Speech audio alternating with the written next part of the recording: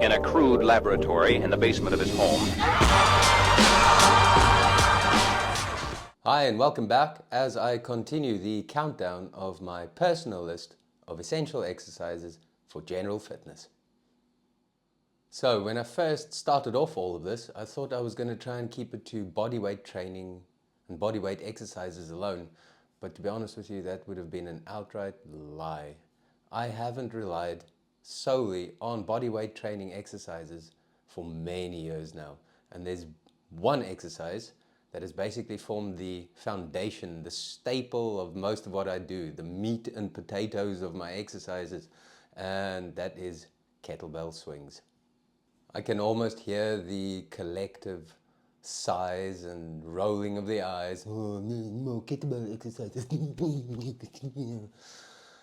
Stop that silliness. Look, I think there's been lots of studies on the effects of kettlebell swings. Have I read any of them? No, I haven't. But I cannot ignore the benefits that I've had. Increased grip strength, endurance has improved, and funny enough, any knee issues, and particularly lower back issues that I've had, that appears to have resolved itself. So, touch wood, I don't want to jinx any of this. The only negatives that I can think of is in the beginning, when I started off, basically just off online content alone, I ended up shredding my hands to bits from not holding the kettlebell properly, and elbow tendinitis. So the only suggestion that I do have is get yourself a coach or a trainer in the beginning stages, just to show you good form, good technique, just to get you going. And I promise you, you will not look back. So I think I've been talking enough now. This whole exercise thing is 99% practical and 1% theory. So let's go and I'll show you some bits that I've picked up along the way. I'll try and keep this as brief and as informed as possible. So when you're going to start off, you're going to do a hip hinge. Hip hinge. Notice the difference between a hip hinge and a squat.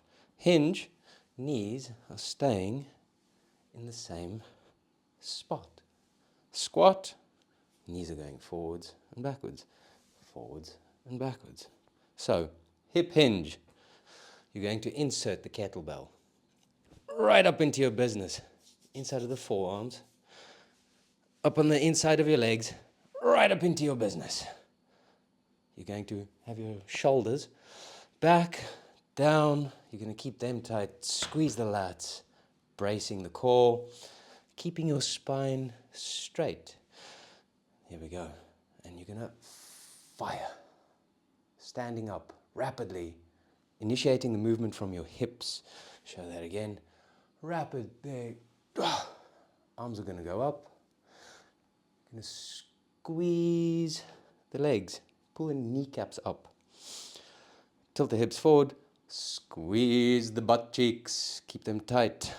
Bracing the core. Shoulders back. Down. Lats engaged. So there's a lot to think of. At the same time, every single repetition. So I'm going to show that again. Let's try it with a kettlebell. You're going to insert the kettlebell. Insert. Fire. And you're going to look ahead of you and maybe a little bit down. Don't look at the kettlebell, because if you're looking at the kettlebell, where the eyes go, the head follows. Where the head follows, the body goes, and you end up with a weird rounded back. So the bit that I struggled with in the beginning was the kettlebell insertion. So I think I'm going to try and demonstrate that with this bar over here. So what you're going to do is, I'll go without the kettlebell first. If you initiate the movement from your arms, see, I'm hitting it over here. Or if I do a weird squat army thing, you're going to be hitting it there. What you want to do is insert, stand up, and then let it go. And then back the same way again. So let's try and demonstrate that with a kettlebell and see if I can get this right. So insert there.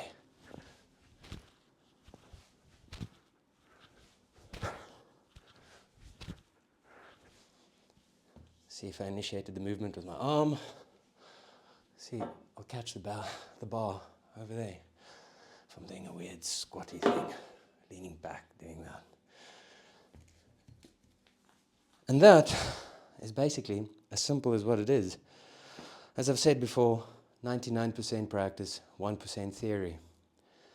Give it a go. It's made a massive difference for me. I really don't have much to add to that. Enjoy, and catch you next time.